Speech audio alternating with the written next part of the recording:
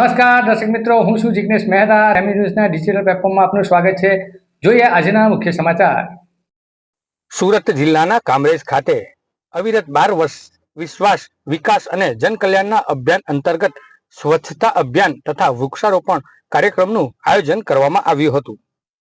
કાર્યક્રમમાં કામરેજ તાલુકા પંચાયતના પ્રમુખ કૌશલભાઈ પટેલ, ઉપપ્રમુખ સુમનબેન રાઠોડ, સુરત જિલ્લા યુવા મોરચાના પ્રમુખ દર્શન પટેલ, કામરેજ ભાજપ પ્રમુખ સુચેતન પટેલ સહિત મહાનુભાવો સ્વચ્છતા અને પર્યાવરણ સંરક્ષણના મહત્વ અંગે ઉપસ્થિત લોકોને માર્ગદર્શન આપ્યું હતું.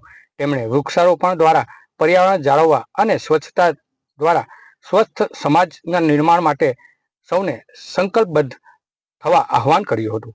આ ઉપરાંત મહાનુભાવ એવા વડાપ્રધાન નરેન્દ્રભાઈ મોદીના નેતૃત્વના છેલ્લા 12 વર્ષ દરમિયાન દેશના વિકાસ, જનકલ્યાણ અને પર્યાવરણલક્ષી યોજના અંગે પણ વિસ્તૃત માહિતી આપી હતી.